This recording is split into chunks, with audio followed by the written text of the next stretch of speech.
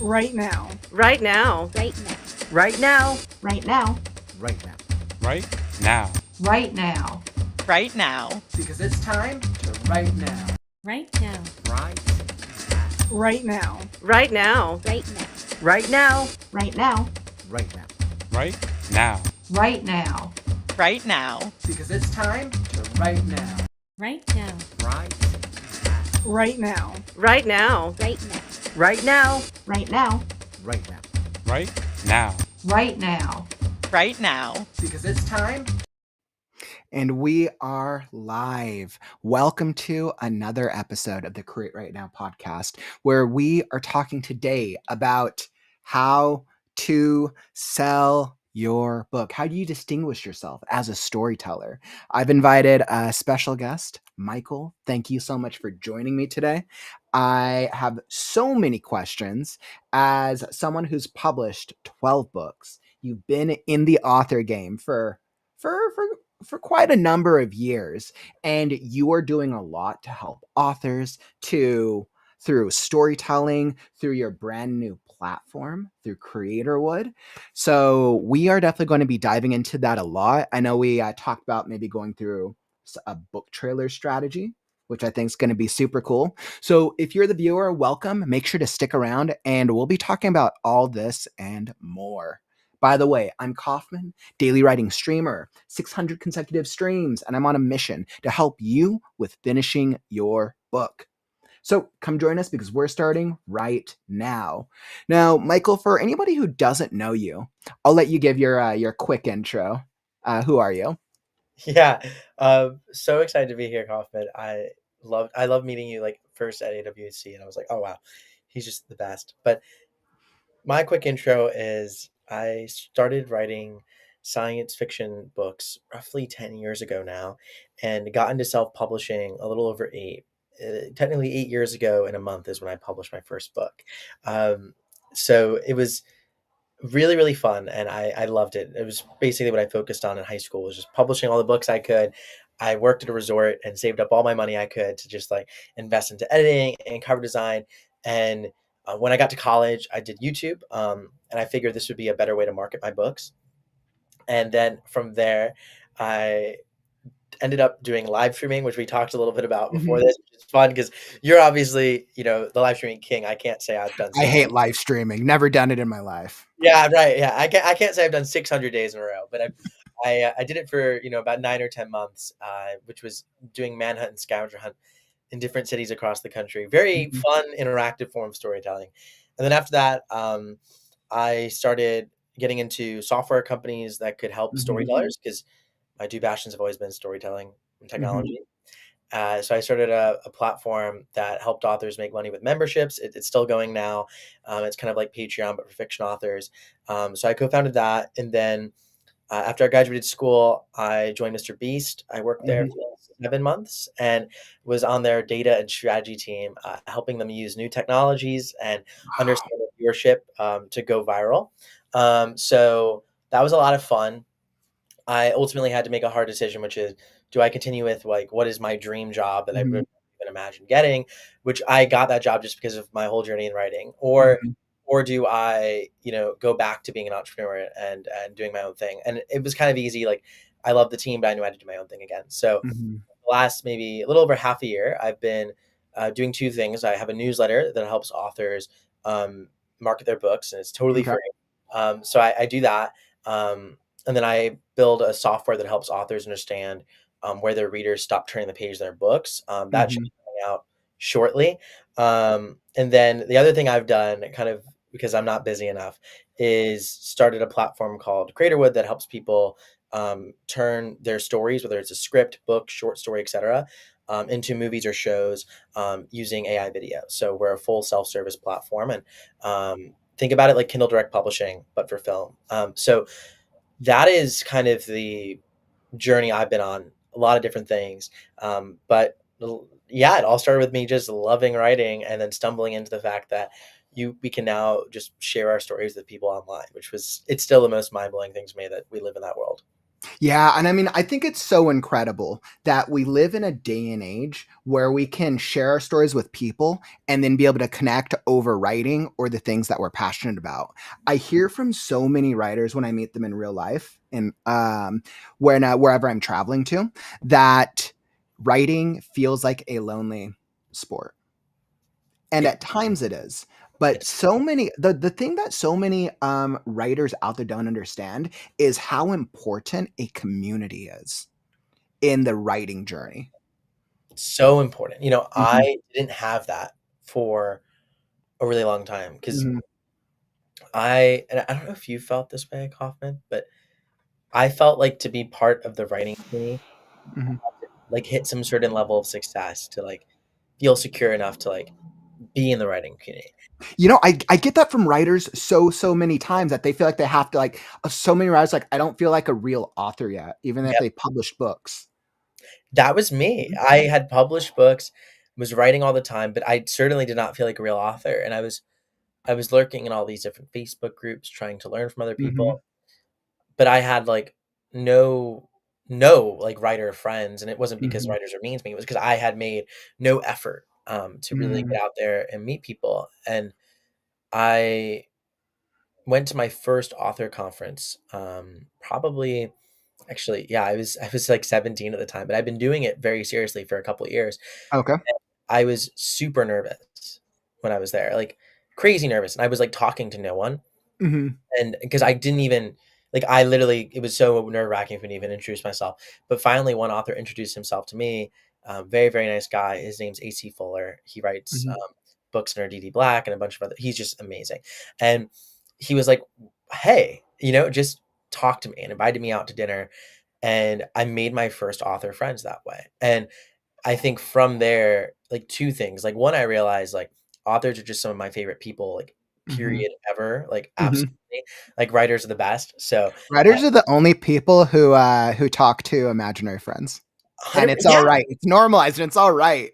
it's totally okay. And I think what's amazing is like we're all so passionate about like Mhm, different things because like we all love writing, but we also all love what we write about, and mhm, most of us write about slightly different things or maybe even mhm, very different things.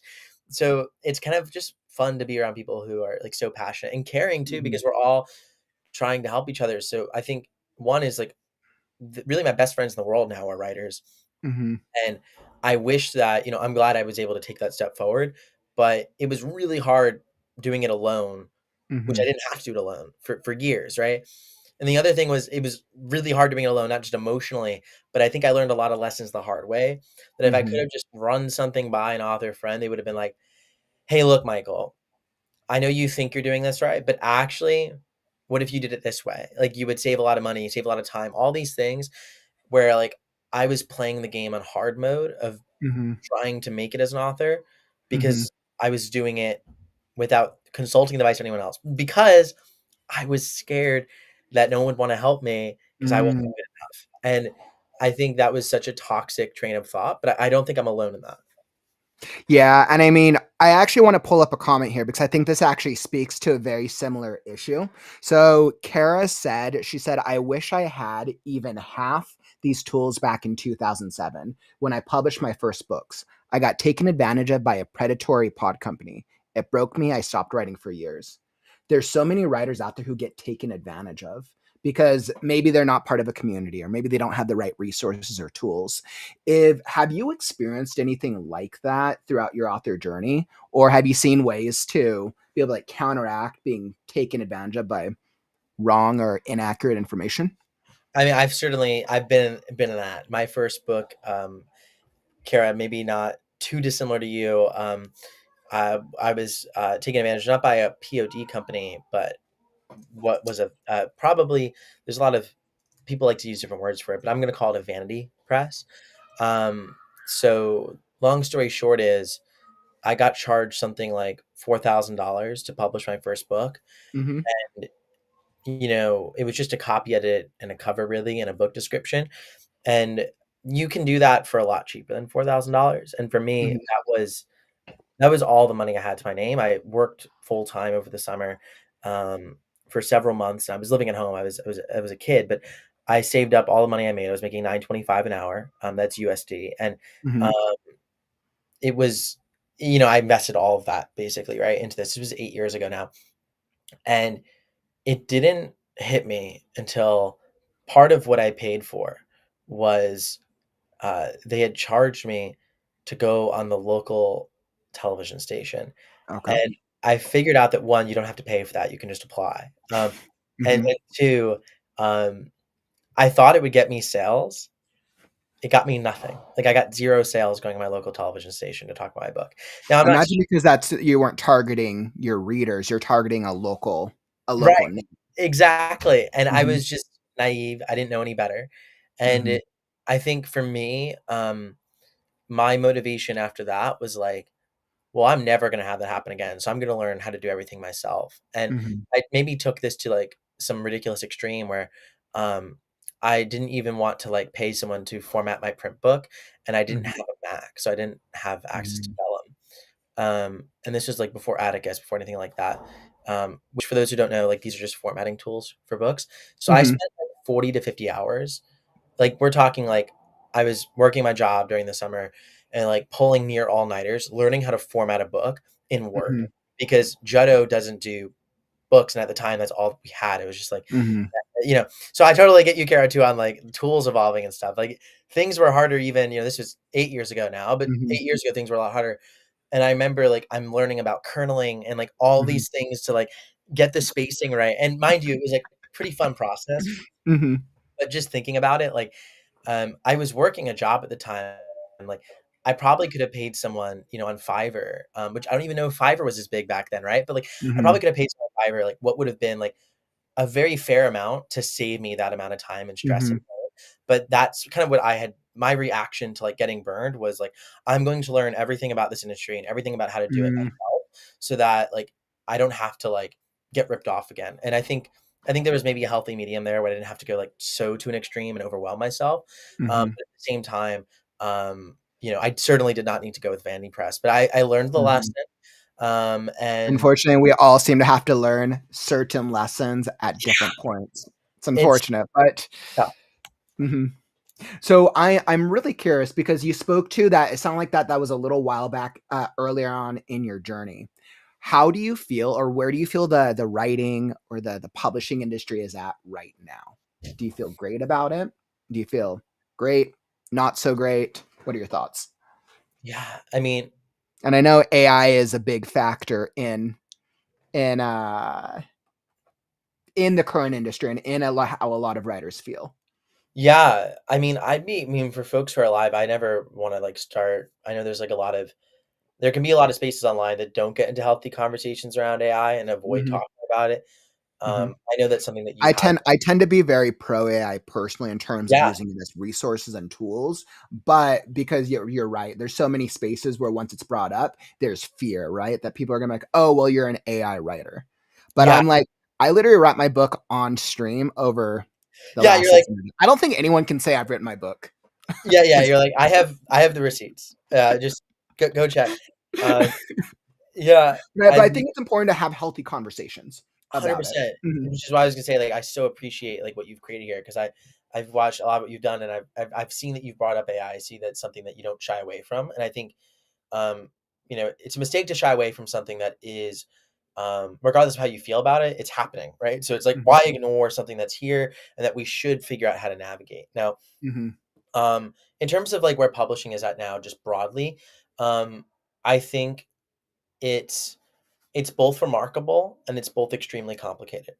When I was in the industry 8 years ago, mhm, it kind of felt so simple in a way. It wasn't actually simple, but it felt simple. You go trad, and that mhm, path's still there, by the way. So you go trad mhm, or you go indie, mhm, which undoubtedly means, focusing your business on Amazon, going to mhm, you, and that was pretty much the model, right? So it mhm, was kind of like 2 paths, right? And you could mhm, pick which path you want, and you had lots of resources to help guide you down either path. Those paths still exist today, to be, um, super clear, but I think there's a lot of new paths that have opened up, and this is where mhm. my excitement comes from, but also, like, the complication, right? Because now, I mean, we were just talking before going live, like, you could be launching your book on Kickstarter. Exactly. Mhm. not something done very widely 8 years ago. Kickstarter existed, but it wasn't done very widely. I know, and then Brandon Sanderson and his 100 books came along. For sure. Yeah. He did that COVID surprise. For anyone who doesn't know, Sanderson at the beginning, well, like mid or beginning of COVID, had a random live stream, and it's like, oh yeah, I wrote this many books, and he pulls out a pile of 5 manuscripts, and he's like, oh, I also wrote this many books. Pulls up 5 more manuscripts, and he's like, I'm gonna publish 1 book a month for the next year. And then he did it as a Kickstarter, and it became the #1 highest grossing Kickstarter for an author of all time. Actually, period, all time. At that moment, it was the highest grossing ever of all time, right? Not even author, just highest all Kickstarter, categories. right? For a book, for books, right? For an author, where before that, Kickstarter success was predominantly, I think, through games, and through media, I believe.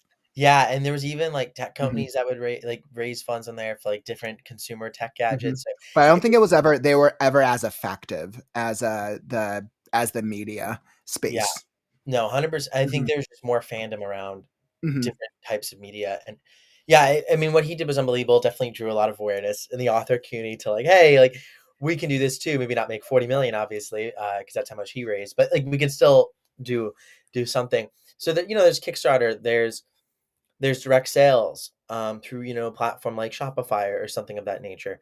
There's the explosion in audiobooks, which was starting in 2017, but wasn't nearly as prominent as it is now.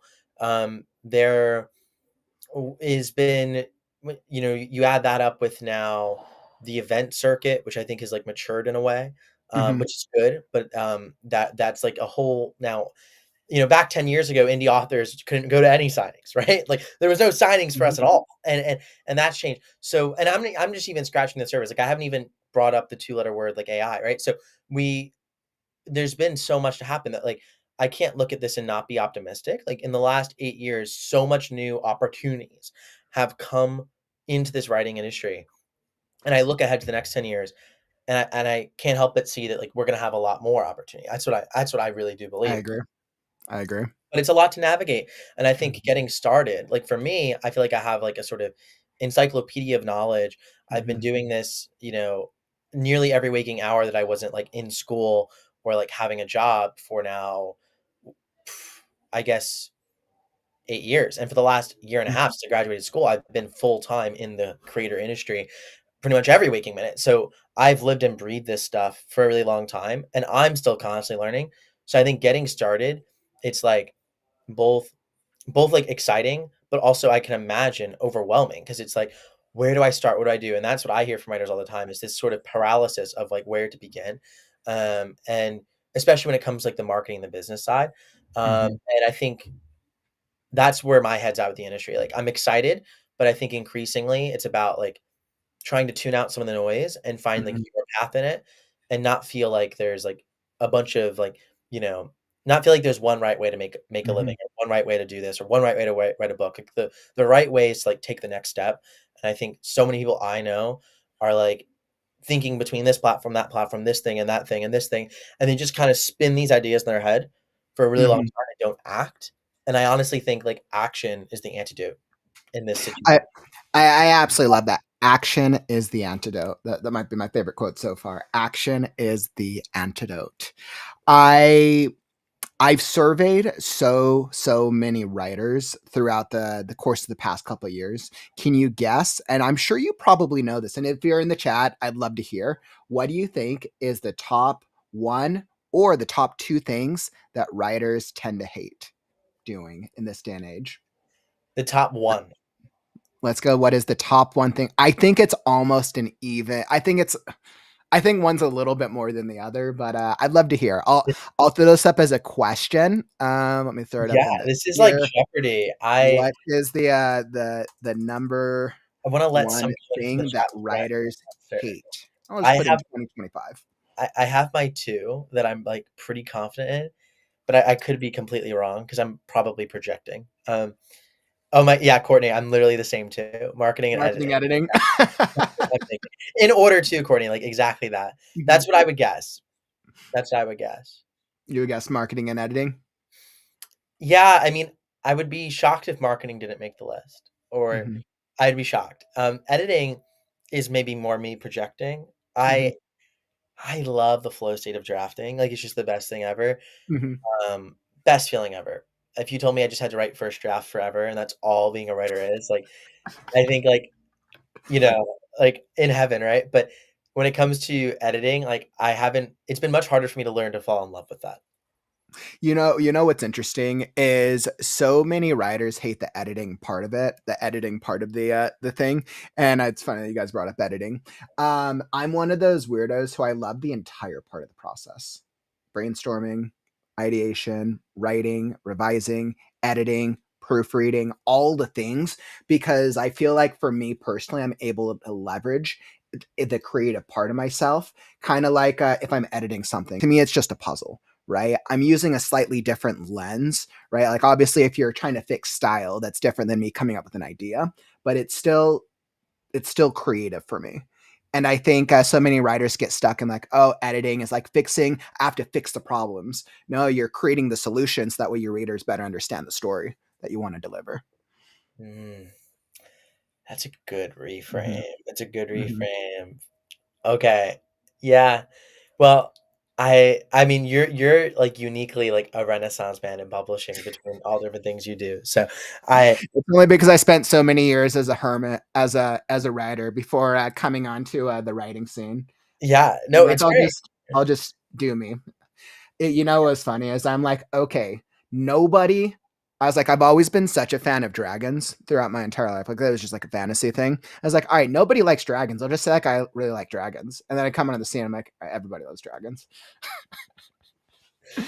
Uh, It's one of those things. Kara's saying that technical writing or technical editing is more straightforward than developmental editing. I fully agree with you, Kara. Like it's I mean, this is something too that I think we've seen even because I know a few of you have mentioned that you've done AI assisted writing, which it mhm, can be very helpful in different parts of the process.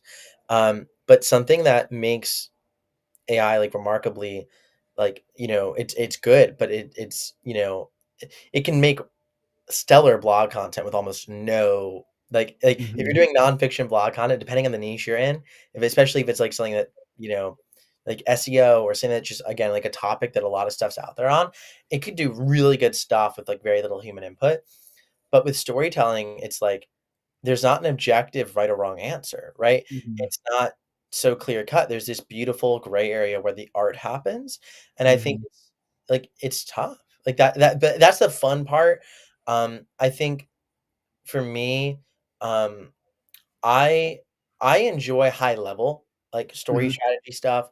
How do we change this around and who's the foil here? Do we drop a mhm, foreshadow in here? What I don't like and it's what I tend to be, like, tough at, is I tend to, like, in my first drafts, like, really flesh out, like, the full mhm, meaning of the story, and then it's about, like, chopping it off a little bit now to be like, mhm, "Well, what's the real essence of it?" And for me, mhm. it's always been so tough because 'cause I'm like, "Oh, but I like this part." Like, you're telling me I have to cut this, right? Michael, I feel your pain. I have to get rid of 30,000 words in my draft. I talk about it all the time. 30 it's like cutting, like, it's like 30,000. If I launch a debut novel with 160,000 words, like I'm sure some people will read it, and fantasy readers do want it longer, but like it's such an extra obstacle for a debut novel. well, I mean, for certain, like the classic quote, I think, maybe it was Stephen King who said this, who knows? But like, a story should be, no no longer than it needs to be and no shorter than Mhm, it needs to be. Like mhm, there's like a length for a story that like, the story is the story and you want to whittle it down to the essence of it and mhm, try and tell that. So I'm all for like in principle cutting makes sense because it's like especially when you're drafting, there might be directions you go in, things you describe that just are almost distracting to that core mhm, narrative drive, right? And mhm, how you want to bring that reader forward through the story. But yeah, for me, like I'm like my you're like it's not like the book's my baby. It's like my book is like all of my children. You're telling me to cut off this mhm. chapter. It's like telling me to I cut off my know. children. Like I can't do I that. know. I know. Everyone's like, all right, we'll just save it for the next book. And I was like, You should have we'll a see. tracker, by the way, for like once you Mhm, keep cutting down from 30K, like 29K, 28K. Like We should be getting those like. Oh, that's actually not a bad idea. I hadn't thought about if I was going to do the third draft on the stream or not. I've been going back and forth. Maybe I'll just do like a 48-hour live stream and just see if I can cut down 30,000 in 2 days. That'd be wild. That'd be fun. That's actually good. You gave me the idea here. All right, guys, 48-hour live stream.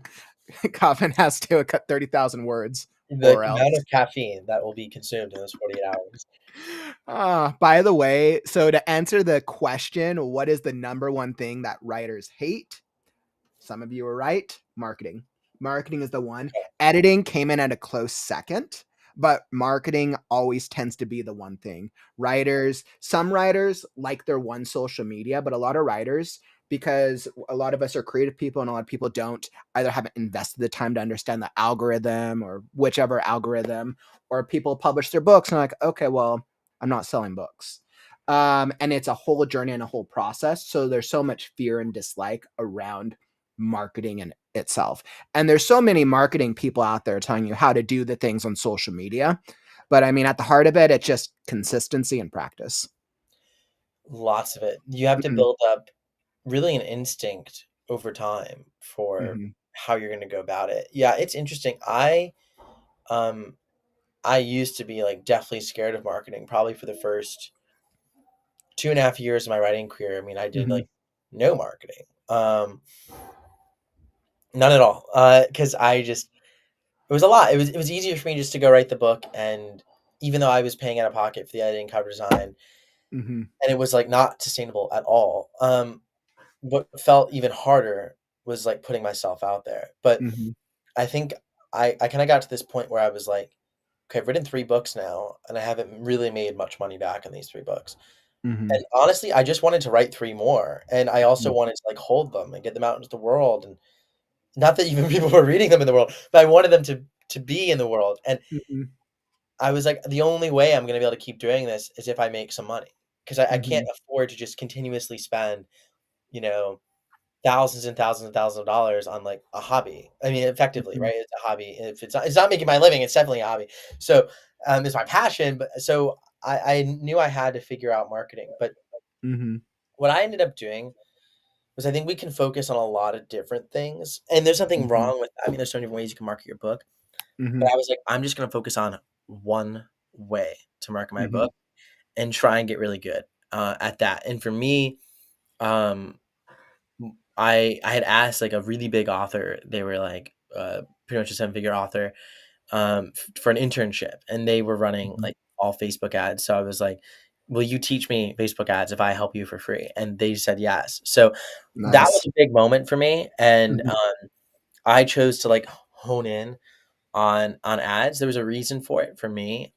Why that was something I enjoyed was I love math, which is weird. I'm a nerd like that. I tend to be very analytical, and it kind of felt like playing a video game, which I have found after working for Mr. Beast, that is exactly how Jimmy thinks about YouTube. So I think that is really? That is. I'm not surprised at all. I remember meeting him and his team very briefly when I was working at with Vid Summit. Yeah. No, it pretty much is a video game, right? But I think I actually developed this quiz. It's totally free. It's called like the author marketing styles quiz. It's at like superhero.authorsidekick.com. If you go there, it's just like a quiz that tries to help you figure out your marketing style. Because for me, it's like there's actually certain things that like we can do to like play to our strengths in marketing. There's not just one way to sell a book. There's not just the one way to make it happen. So it's like you might as well do something that you can have fun with, so you can get better at it over time, versus burning yourself out trying to do everything, or doing something that your strengths really aren't suited for. And I think so many of us get into that trap. Like for me, I'm not going to be the type of person who is going to be as excited about like doing things like newsletter swaps and things of that nature. Not because they aren't bad. Like there can be a great way to grow. But for me, something like ads or content was more exciting. And even in that, like content's cool, but a lot of times I like the numbers behind content, but not keeping up with the trends. So that's where ads could be better for someone like me. But there's of course downsides to everything. Like The downside to ads is like it'd be really fun if everyone had unlimited money to spend on ads, and it's Mhm. just like really fun. But obviously, there's an investment you have to make. I Right. just $5 Mhm. a day and went from there. But yeah, it's a really interesting world. There's so many different So directions. and I think it's so interesting. So, like, obviously, you have so much experience. For writers who might not have any type of social media presence yet, maybe they finished their book, maybe they're about to. What would your recommendation be for like getting started? Would you have any like a couple step strategy for somebody who's trying to wrap their head around marketing or wrap their head around social media? Yeah, I mean, the first thing is like I'll step away from social media and just think about like connecting with readers. You Mhm. need a way to connect and continuously communicate with readers. That's how you can Connect build and continuously communicate with readers. What if you exactly. don't know who your reader is? That's where you really have to start, right? Mhm, So the first step I like to think about is given the existing corpus of stories, mhm, where does yours fit in? There's the classic way to think about it with comp titles.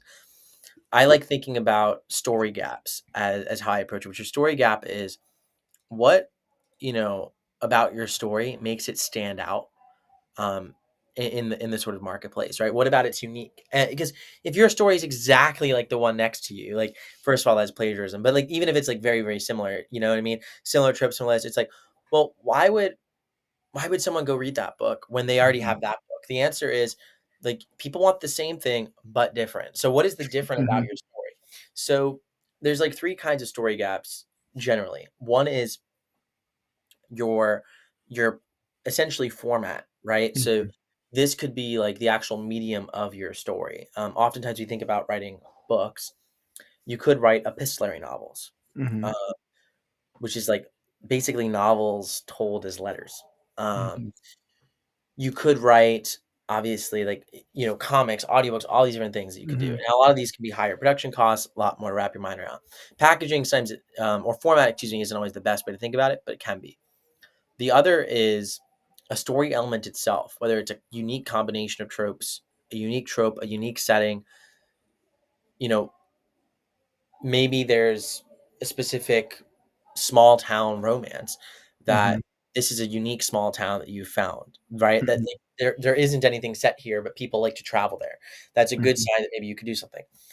mm. Um, So it's trying to figure out. So thinking from the packaging standpoint, you're asking yourself, what's that one thing that makes my novel stand out?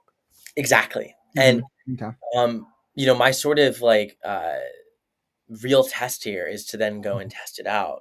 Um, Mhm, before you even write. mhm, This is what's called story validation, right? Or mhm, validating your story. And what I did, this was for my 10th book, because I had a sort of experience where mhm, my first three books, I didn't really learn marketing that well for them. mhm, It was just me getting those books out. Books 4 through 9, it was Conspiracy Chronicles series. It was this weird, I loved it. It was a weird mashup of cyberpunk, mhm. game lit, and dystopian. And Ooh, it sounds fun. it sounds fun, except I could Mhm. not sell it. I could not sell it. And Interesting. and I was running So wait, what you said the genres was conspiracy, sci-fi, and gamelit? yeah, it was one of those weird mashups of all, but it didn't really hit any of them core. And I'm sure Interesting. there's an Mhm. audience for the I book. mean, I've been a gamer my entire life, but I'm not super familiar on the gamelit category specifically. My guess is that the reader, maybe it was too much of a subgenre of a reader, so you weren't able to find the real reader for that type of category because that's a mashup of a couple of different genres. So then it's like, okay, well, conspiracy is a much different reader type than gamelit. It really is. And I was And never then sci-fi and gamelit, little more crossover, a but little still more. two different genres. It was a lot going on, and I never Mhm, really found my that market. And I was running these Facebook ads and could never really get them to convert. And I ended mm, up having to realize pretty early on, about a month or two. There's only two conclusions here. I learned, and meanwhile, I was doing everything that Seven Figure Author was doing to run their ads. I either am running the ads incorrectly, mhm, or this book is just not cut out. and the conclusion was the second, and it was the right conclusion. And it wasn't that I couldn't repackage it and figure out how to sell it. I'm sure I could. The issue was I already written the book. So like, how much can you repackage? Like, I don't want to lie. Like the book is what it is. So like, if I had known going into it that like this unique combination maybe needed to like be tweaked a bit, I would have written a different book. But this was published, and there was 5 other books already published in that series. So I was deep into something that wasn't really going to return. So I ended up kind of realizing, like, I will never let this happen again. Like, this will never happen again. So what I did was I took covers for a book called Mad World, post-apoc book. I put the cover in the description on Amazon, put it up for pre-order a year in the future, and I said, You used it as a test. You used the pre-order as a test to see if people right? click on the image. And then was like, could I get some sales this pre-order? Because if I can get sales the pre-order, then I know that I can write this book, and this is going to sell. And I mean, you've done well over 100 reviews on the first book. That's great. yeah, Some people struggle to get one. It was a good 3 months because that's how long I marketed it for, and then I pivoted to YouTube. But I was able to get some traction on it because of that. And I think, looking back, if I was to like start from square one, I think most of marketing is like going to actually come down to really your story.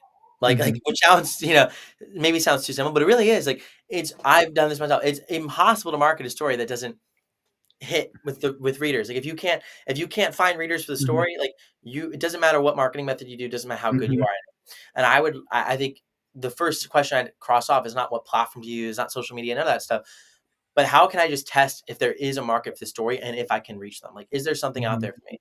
So do I do a pre-order and then do I see like, okay, like if I post a TikTok, are people interested in this TikTok?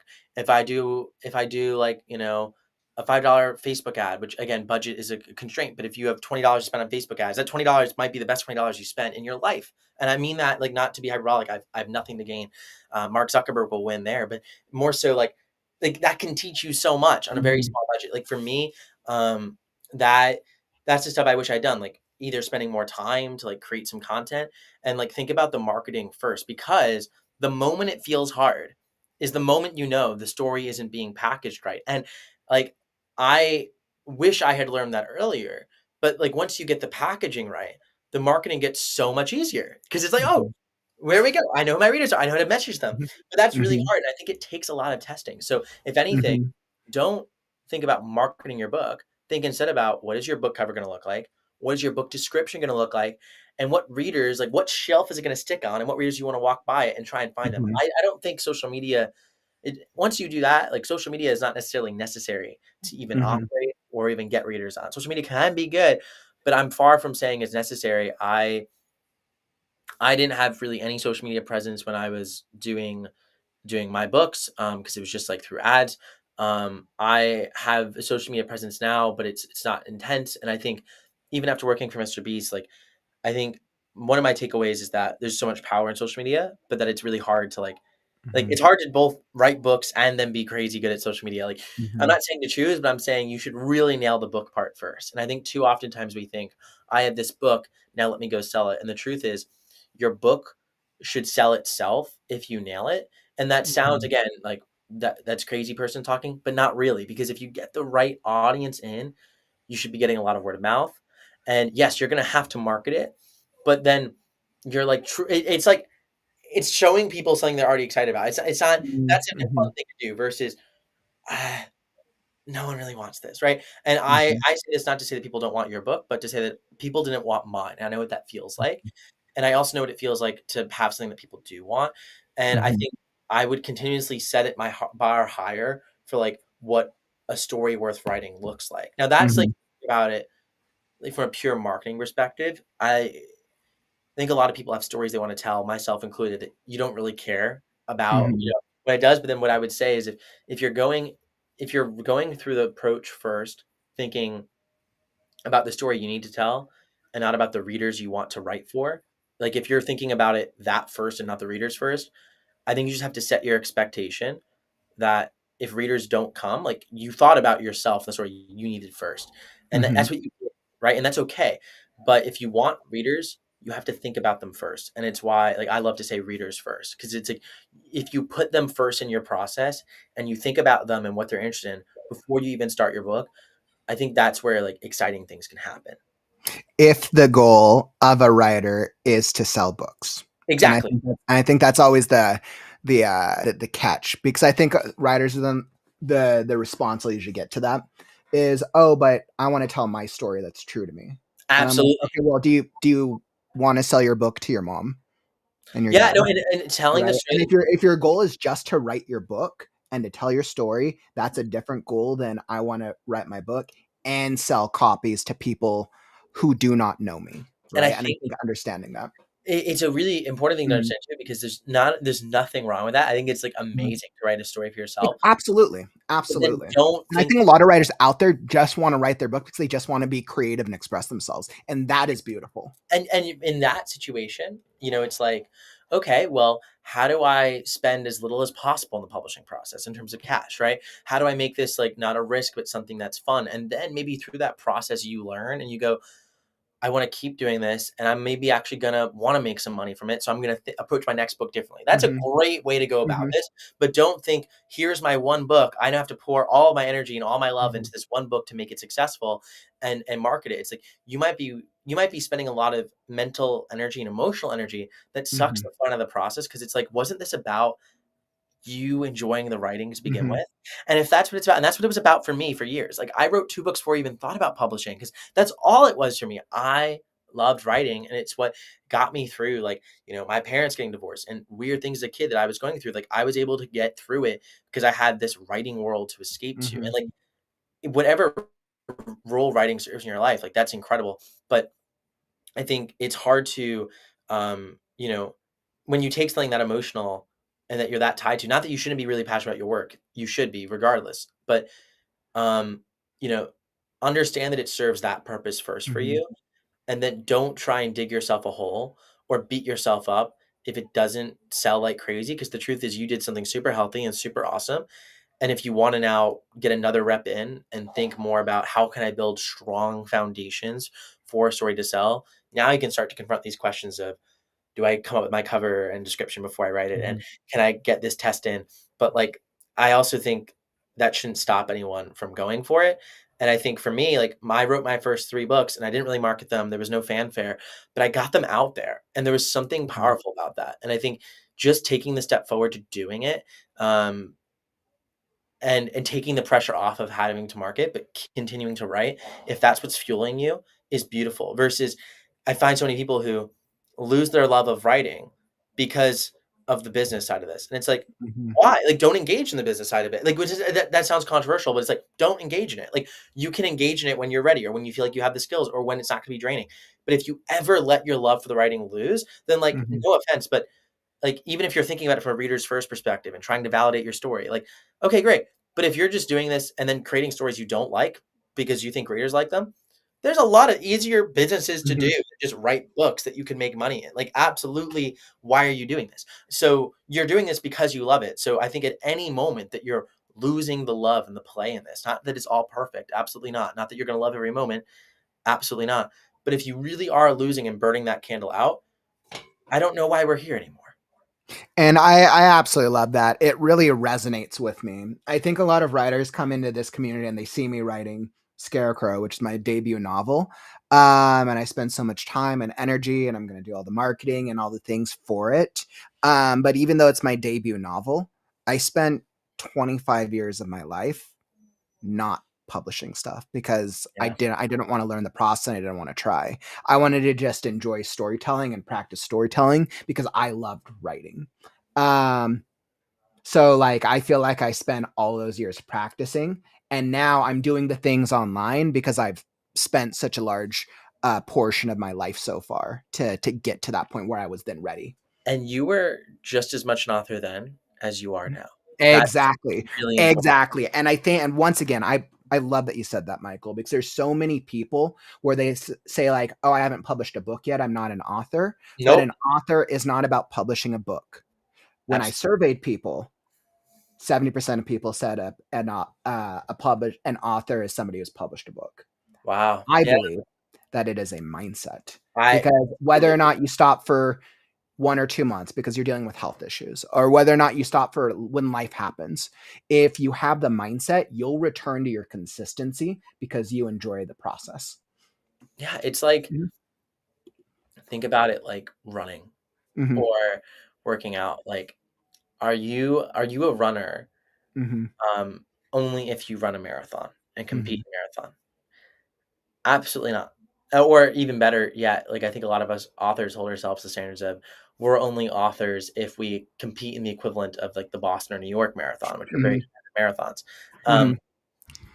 it's like you are a runner, regardless of whether you even are capable of running 26 miles or Mhm. not, if you just get up and run. And it doesn't matter Mhm. what pace you run at. You can run a 15-minute mile or Mhm. a 5-minute mile. You're still a runner. And I think we get this idea in our head that as authors we have this certain barrier to cross before we become authors, but it's just doing the thing, like just like being a runner. Like go for a run today for a quarter mile for 100 feet and you are a runner. If you choose to be a runner, you are now a runner. And I think uh, that's a really like powerful thing that Mhm. we I think for me at least, I didn't allow myself to believe it because Mhm. being an author is something that forever, right, was something that was gate kept from us. Like being Mhm. an author was something that was like a privilege to do, right? And I think where I get pissed at that is because like there was a lot of different incentive structures um, Mhm. that came together. Not that the world's perfect now; it's far from it. But um, I like to say that storytellers are the world, and if storytellers were the world, if I'm already rich and powerful, I would love for people to not think they're storytellers and to not think they're authors. Like that would be the best thing to do is to say, like the ultimate disempowerment is to say, you can't be an author unless the capital says you can, which publishers are just capital, right? They just have money. Mhm. That's their only mode. So it's like, wow, okay. The money tells me I can't be an author. That is such a terrible, like I don't want to Mhm. live in that world. So even though I bought into it, for the record, Mhm. I think we're all still like living in And like, a lot of people do. I mean, the traditional publishing industry is still there in the and there's nothing wrong with background, quote going unquote. traditional publishing. But it's different, right? There's And I think understanding it for what it is. and there's nothing wrong with Mhm. going traditional publishing, but I think Mhm. they don't have a monopoly on culture anymore, and it's They important don't. that They whether don't because of the growth of the self-published market. exactly. Mhm. Yet, we still don't give ourselves permission to Mhm. now redefine what authors look like in our culture. We Mhm. still think authors are what this very elite thing that you have to get Mhm. into, and it makes you feel really good if you're one of those to Mhm. say, you know, not everyone can be an author. But I think it's more inspiring to say that everyone can do this, everyone Mhm. should be able to do this, and that it's a right because storytelling is essential to our experience, and it's where power comes from. Like Mhm. storytelling is power. So to say that you can't do it unless you achieve XYZ, or this person gives you permission, or you achieve this ranking, or you output this number of words is like all false because it takes power away from you. And Mhm. I don't think we need to do that. Michael, I'm curious. So when, let's say you're going out and about in public, you're going out and about your life, and you tell somebody you're an author, what's the response you usually get? Oh my And I'm god. sure all you can relate here, if you're in the stream or you're watching this on the replay and you tell somebody I'm an author, what response do you get? Drop a comment. I'd love to hear from you. Yeah. Yeah, I would love to hear from everyone else. For me, it's usually like um it's actually like a shocked reaction most of the time, or like surprise, I should say. Like, Yeah, I'm like, well, how come it's like a surprise to be an author? I'm like, that's it's you know great. you know what I mean? It's like, wow, you're an author? Like Mhm, something like that. And by the way, this comes from, a positive place. Like, mhm. I should say that most people are very Yeah, I just never say most people are like from a negative, but it's like a shock that like, oh, their authors exist. yeah, exactly. And it's they say, "How many books have you published in what genre?" Wow, that's what they say. Um, Let's see that's what we get. Let me pull it I up. say to people, "I'm not Got it. published yet, but will be." Um, okay, Mhm. yeah, Yeah, that's not a bad thing. Not published yet, but will be. Mhm. yeah, yeah.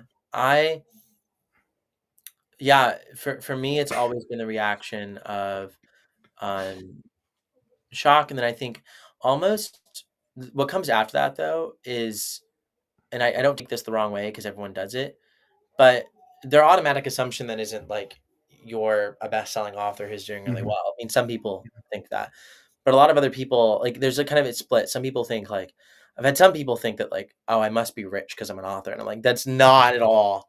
Like that's not at all how this works. Then I've had most people who kind of come from the perspective of like, oh, that's cute. Like Mhm. this Like can't be it's that not like a serious. real career or a real Yeah, profession and it's unless like, you're represented as a best-selling, well-known author. absolutely. It's Mhm. like, oh, okay, you're an author then. Okay, cool. You Like, know what's crazy is I think that's an indirect result of years and years of the traditional publishing industry of that top down. And it's almost like it's like a sentiment, a cultural wide sentiment on where the publishing industry used to be. And I mean, I that kind of goes along with a lot of parts of society where you could argue where society itself is about 5 to 10, maybe like 10 plus years behind ideologically in a lot of senses. And I think publishing, a lot of the average person is kind of still like that as well. I bet you if you ask the average person, did you know that an author can do this, this, this, and this? And they can make a living doing this and this. They would probably. Oh, yeah, well, it's Oh, amazing. so like a content creator. Yeah. Yeah, and it would blow Mhm, their mind that you could do that. mhm. Yeah, I mean, even today, like I got a message from someone, like one of my friend's dads who's like, thinks that the only way he could publish his nonfiction book is through a literary agent. And I'm like, absolutely you Not at can all. explore I mean, that. that's one way. That's not the only way. Let's establish that like up front. There's multiple paths, and I'm happy to explore that path with you because it's a great path for many folks. But it's not the only path. So I think I feel like nonfiction, you really want to target conferences or areas where people are needing that specific problem solved. I feel like, but I haven't done too much research in nonfiction. I'm just asking myself, how do I solve the problem? yeah, no, I mean, Mhm, exactly it. And it's like sometimes a publisher can help with that. Sometimes they're not as much helpful, and you can do a lot of mhm, things yourself. Um, yeah, it's so interesting. I think for me, it was also hard for me to tell people I was an author for a very long time. Like mhm, I didn't even feel like I could tell my friends that I was even writing books mhm, until I had like basically published my first book. I finally told people in my life, I said to my family, like, oh yeah, I like to write, and like mhm, writing's what I do. And even being an author was tough for me to say. But, like even telling people I write was like this mhm, hard thing to do. I think growing up in public school, which I love, very grateful I got to go to school, but mhm, um, I feel like, and I don't see this a lot of folks I know in the writing community who are homeschooled. It feels like mhm, homeschool, you have a little bit like less norms imposed on you, so mhm, being creative feels more normal. But like in school, it's like it gotta be normal. It's this, that, that. You think this, you do that, right? Like you don't want to do the weird thing that gets you called out. And it's like, well, I'm doing this really weird thing. I'm writing books on my own, and I'm mhm. writing these stories, making up these worlds. So it was petrifying for me to tell people about that. Yeah, and I think that's where a lot of writers tend to come from.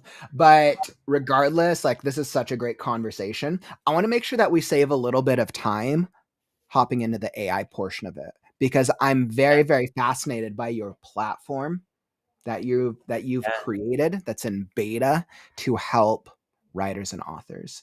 So when it comes into the world of AI and it comes into the world of how do I leverage AI to help myself as a writer without having it do the work for me? What are your thoughts and what are your views and how did it end up leading to Creatorwood? yeah. So, um, my thoughts in general is I'm pretty like I I care about two things. I care about readers, I care about writers. I care Mhm, about writers being able to express themselves and love the process of writing. And I think mhm, that um, you can choose how to engage with any tool to mhm, create a process that you might even love more now. You might be able to take away parts of the process you don't like less and get more help.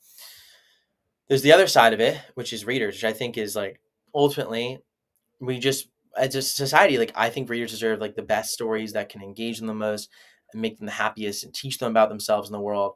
And I think when it comes to that, I think AI can be helpful in many cases. And I think if AI is used wrongly, like it might not create a better story. It might not, mhm, it might not. So I think a lot of it comes up to the human, which is where I think of chess, right? In mhm, chess, Gary Kasparov in the late 1990s, he got beat by an AI, by a machine Mhm. learning algorithm, and no longer was the grand chess master, the best at chess in the world, was a computer. Mhm. But instead Yep. of Remember saying, that. yeah, and instead of saying like, "Oh, the computers won," Gary did something else, which is he worked with the computers to actually go and beat the computers. So Mhm. he created what's called like a centaur chess team, humans Mhm. and computers working together to do better than either a human or computer could do alone. I Mhm. think I think that's going to be a lot of where AI writing goes. It's less of a threat I and I more. I I think so as well. I think once we get through the next couple years of recognizing where AI is at in the industry.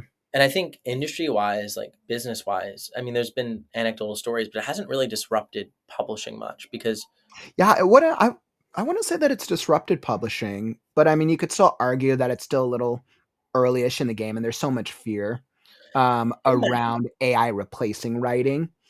I It's don't hard to think, say. yeah, I don't think it will for one reason, or at least broadly, because I think AI, it just pushes people to want to follow real authors even more. yeah, potentially. I think AI just exacerbates the already existing power law. There's Mhm, so many books released, very mhm, few sell most because really of how like cultural dynamics work, right? Word of mouth is a sort of like winners begets winners, meaning like if you can get your book to start to spread among readers, then it'll get more readers and spread among more readers and sell more. So there's few books mhm, that accomplish that, and that's mhm, like the power law of stories. And what's happening now is like there's just more content flooding potentially, like mhm, that's the kind of output of AI. But the thing is, even if that happens, there's already so much more content than what can make it. There's so much more books than what can be at the top of the power law that it isn't really materially changing the dynamics of our industry. mhm, Where I got excited by was looking at video and um, seeing YouTube in particular, and seeing how much people watch video. I mean, especially mhm, working with Speaking, he's the most watched person in the world, and I was seeing a lot of this AI video technology and finally realized like I love video, but I've never been able to tell my stories in video. The mhm, stories I can make in video are like us talking or like, I can't myself produce some high production value Hollywood movie, just me. So I need to get permission to do that. And as opposed to books where once the cost of distribution went away, the gatekeepers lost power. Um, mhm, it's easy to distribute films now online, but mhm. very hard to make them because they're It very is, and I worked in LA and Hollywood for almost 10 years from the production side of it, so I know whether you're doing low, mid, or high volume production. But for a lot of writers who don't know, the amount of money it costs to create say a movie, let's say like a 90-minute movie. If you're going to go indie, if you're going to go through like the film festivals,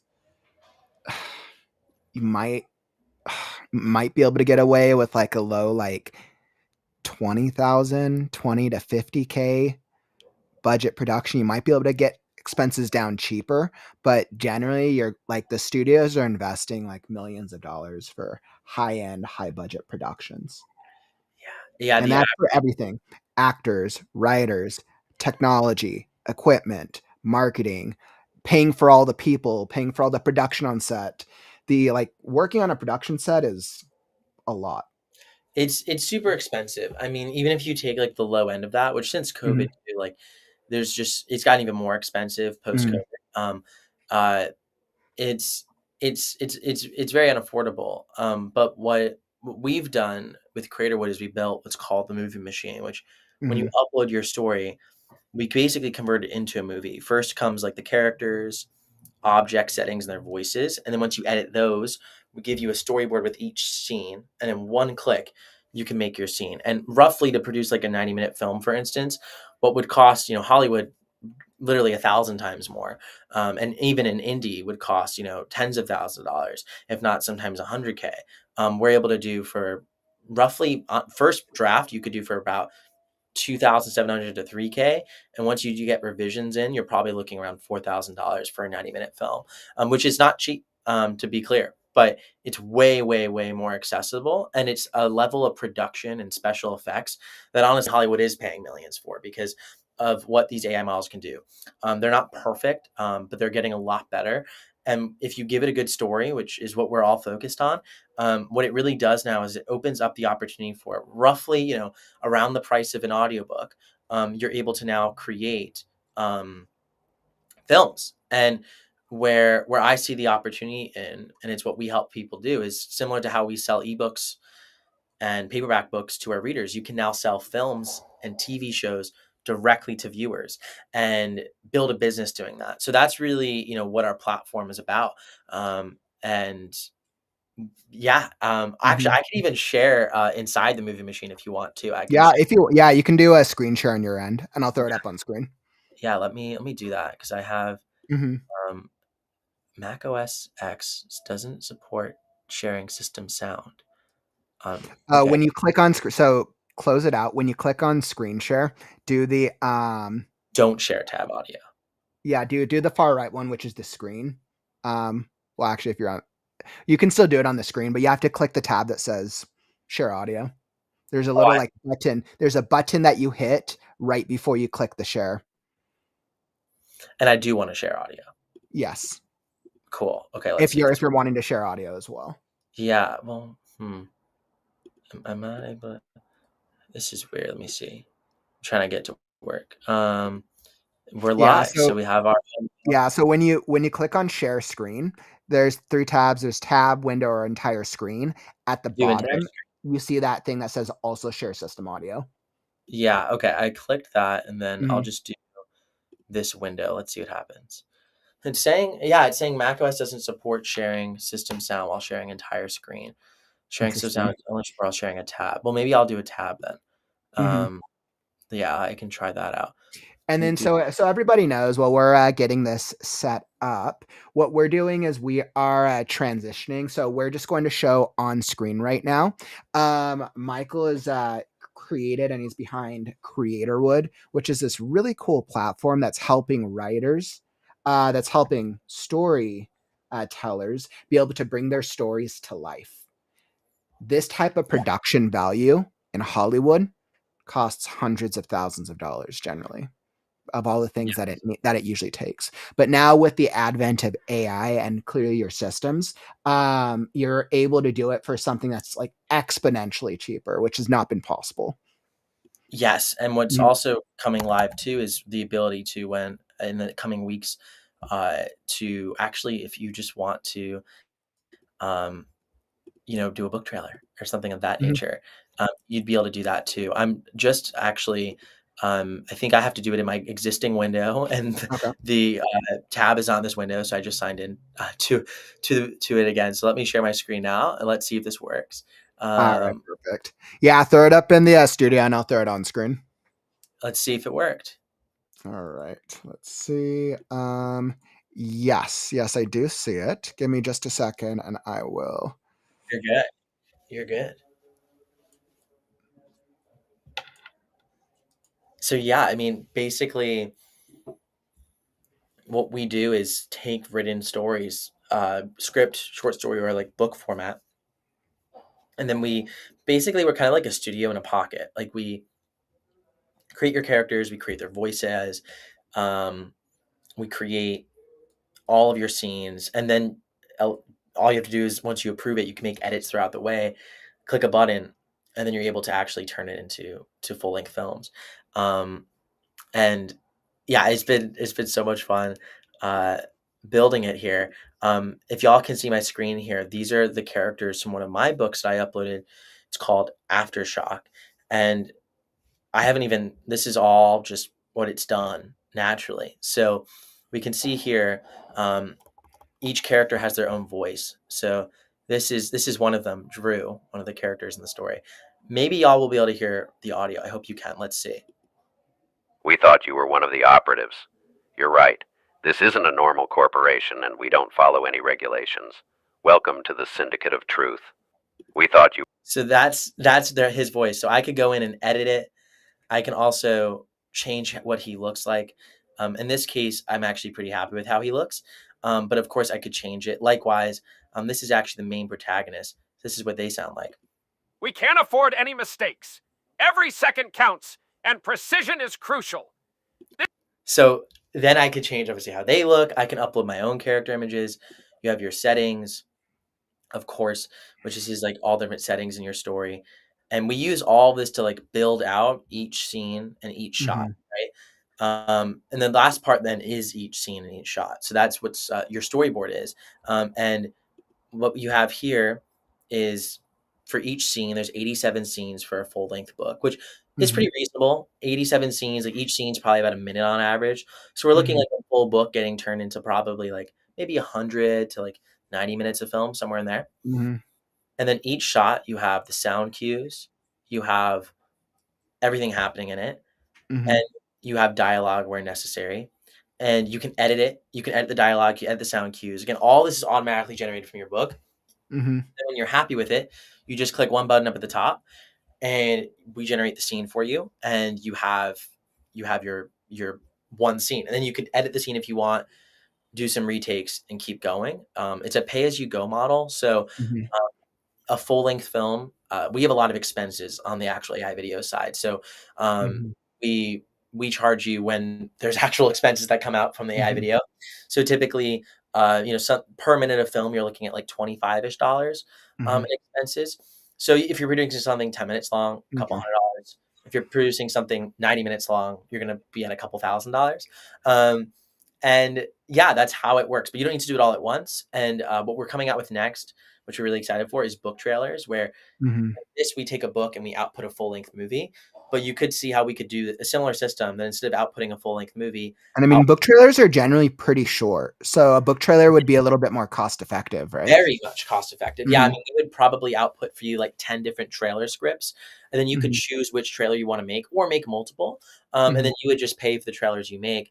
And yeah, I mean. So when you see the scripts, do you see, are you seeing the words? Or are you seeing the images that it's going to?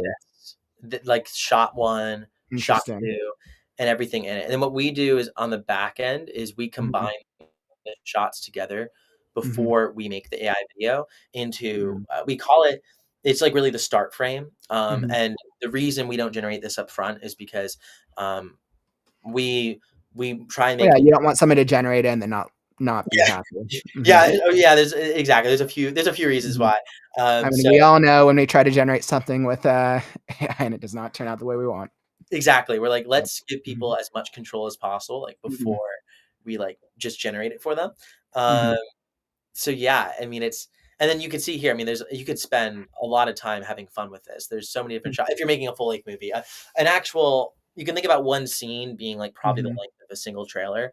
So if you were just doing like a trailer, it would probably be like, 30, 40 shots. Like this is 25 shots. So it's kind of a little bit of a shorter scene.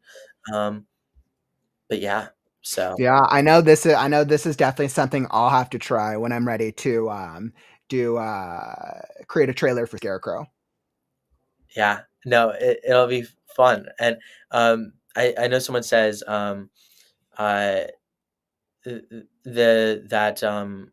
there's creative alternatives to making something yourself without using AI. I would argue that there is in some contexts, but there's a reason why, like, there's never been an individual person to just go and make a film. Like there's a reason why like Hollywood has had a sort of monopoly on film and film. Yeah. So this is, let me just read that, because I see where you're coming from.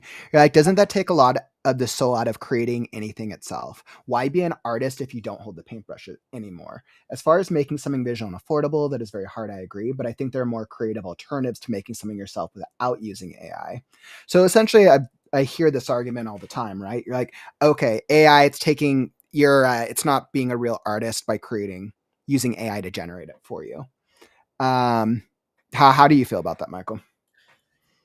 I think that's a super valid opinion. I think my first thing would be like, not as a challenge, but like, you can go and make a film, yourself. Plenty of YouTubers do this. I have friends who run Creator Camp Studios, which is all about making films on YouTube. The thing is, it's still more expensive than what you're going to end up here. I think it gives people more opportunity. And like this is where I come to it. So I think creating the same thing, hiring the people to do the work to create the same exact thing costs a lot of money.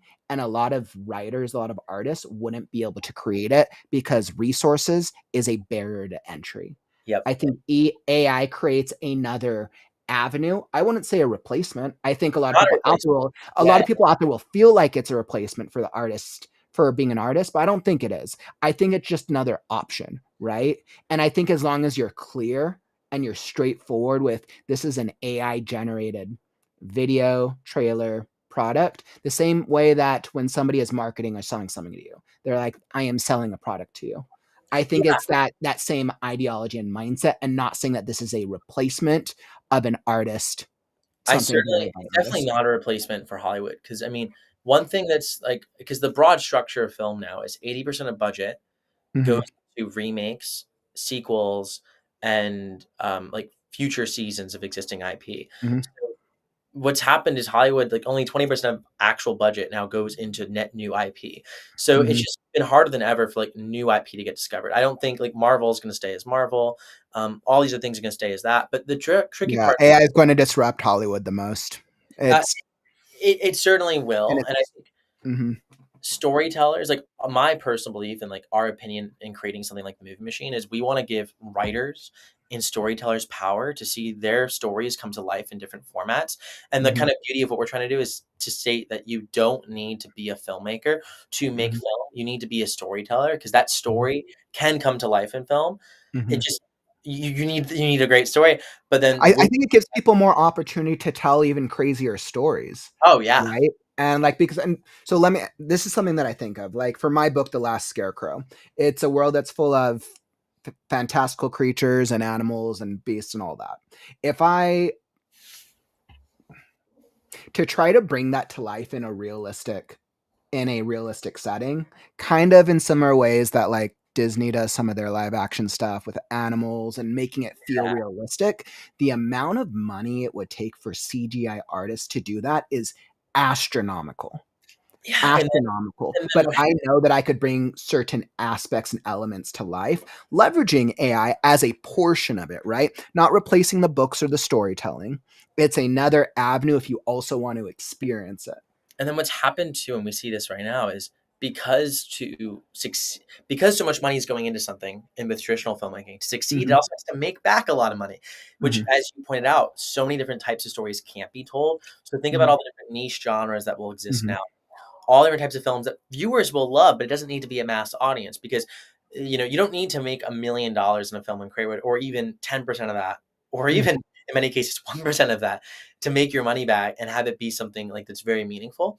So I think not that that's going to happen for everyone. Like I want to be super clear that I think using something like Creatorwood or any other, what makes Creatorwood unique from other AI video tools is we're designed to do two things: actually make long form movies and shows, and we're designed specifically for writers. Most other tools that exist are like for ads, short form hits. There's nothing wrong with that, but like we're really focused on like helping folks like you. But with that, like I want to be super clear too that like we brought the barrier to entry as low as we can at this moment, and I think we can even bring it lower over time.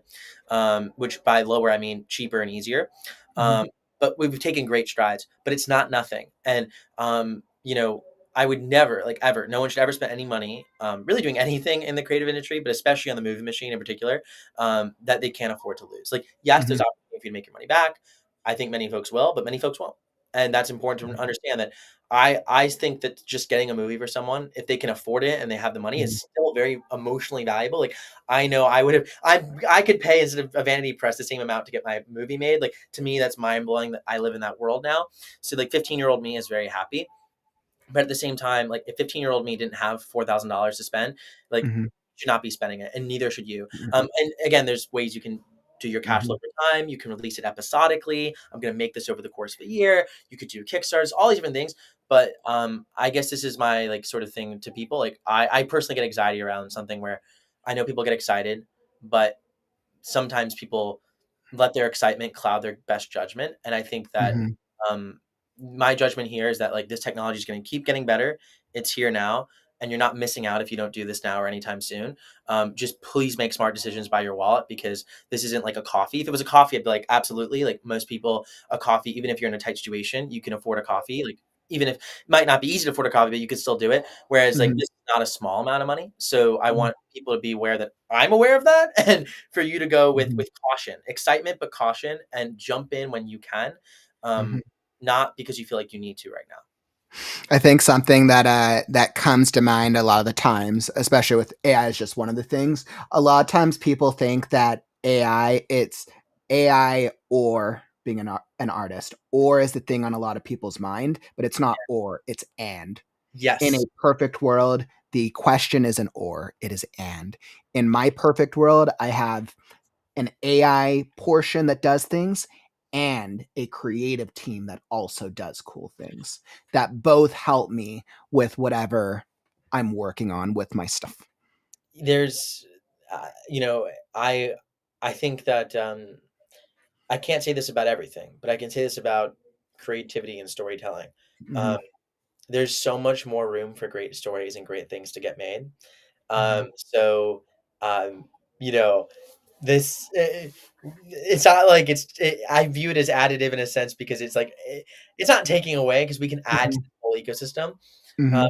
So I can't speak for other industries, but I think we're in an exciting one where it's like someone like you, not just you, Kaufman, but anyone listening Mhm. now can see their vision come to life in different ways that would have been remarkably inaccessible just a short period ago. And to me, like going back to one of the beginning questions of this whole thing, like how do we feel about where this is all going? It's hard to not feel optimistic about the future when you start Mhm. to go like, wow, like in 5 years from now, I mean, you are going to be talking not about Kickstarter, but about how like, wow, everyone can make their own movies now. Everyone can make their own Mhm. video games. Like that future where like as storytellers, our stories can become anything, and we consider ourselves less as authors, but more as like storytellers that happen to write books and storytellers that happen to make movies, is like not a future that's science fiction anymore. It's a future Mhm. that's here, and that is actively going to now become part of how we live. Michael, it's been an absolutely great conversation today. We've gone through branding, writing, social media, marketing, AI, and a lot of areas in between. I just want to say, as we're hitting this point in the podcast, I really want to thank you for your time and joining me today. But Absolutely. Thank you. before I let you go, there is always one final question that I have to ask all my guests.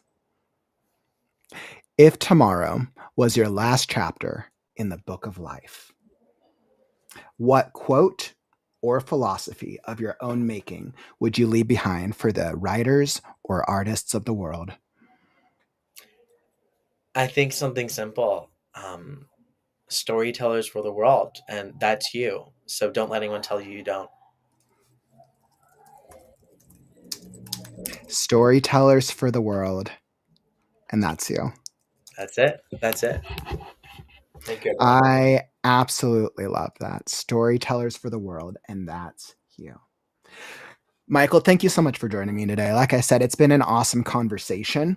I feel like we were able to really cover a lot of ground. For anybody who wants to go check you out or learn more about you, where can they find you online? Yeah, I've got like two different worlds. One is Author Sidekick at Mhm. authorsidekick.com. Mhm. That's where you can find me talking about like things very specific to the book industry. And really, I focus on helping folks market themselves from a very strategic angle.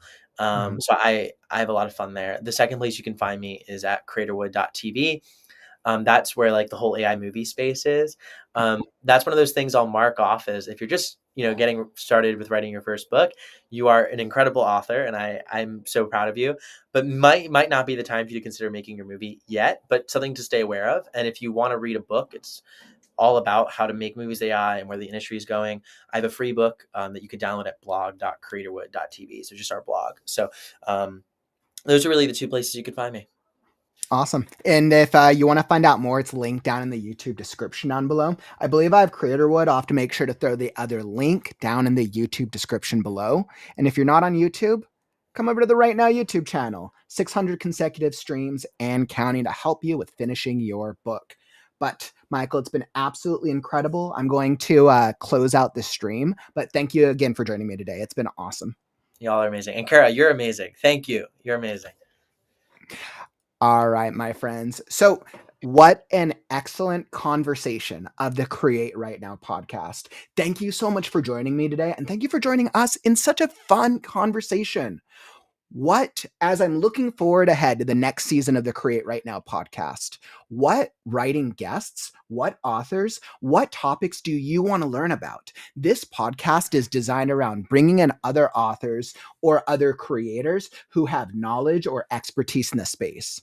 What do you care about? Do you care about learning more about author branding? Do you care more about learning how to make money? Do you care more about being a better writer? Let me know. Drop a comment, and I'm going to go out and find those guests for the forthcoming episodes and seasons of this Create Right Now podcast. Awesome. Thank you all so much for joining me today. I'll be back tomorrow. Tomorrow's a big stream. Our Monday update stream. You're going to want to be here. 2 Pacific, 5 p.m. Eastern. I'm going to have some huge announcements as we're finally going to get some word about our next major fiction contest, Freaky Friday, our second annual Freaky Friday event. I'll be sharing more details about that tomorrow. We'll also be touching on the Faded Fantasy Anthology for those of you who were involved at the end of spring. And next Saturday, we have a brand new stream that's going to help you with improving your book. So make sure you show up because submissions will open up tomorrow. But thank you all for joining me today. Unfortunately, that brings us. Are you doing writing sprints today? Not quite. Tomorrow, my friend. I'll be back with writing sprints tomorrow. I'll make sure that I'll do a round of writing sprints after tomorrow's update stream because you guys know me. I need to get work done with Scarecrow. But unfortunately, no writing sprints today. I should. This is why I don't plan things on weekends as much because I clearly need to get writing in.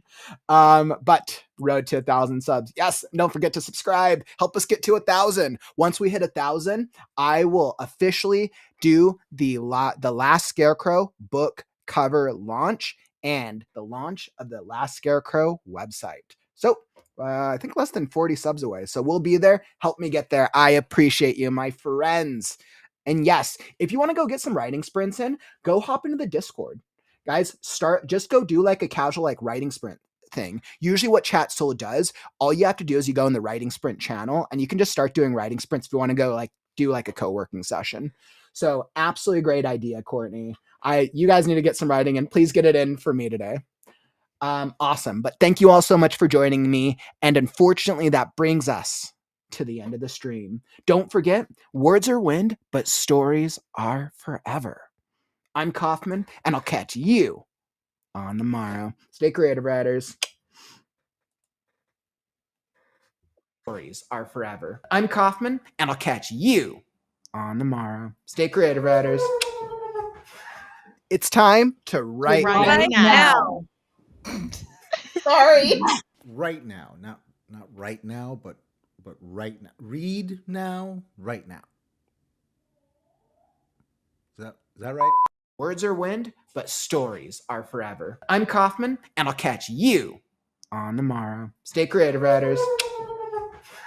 It's time to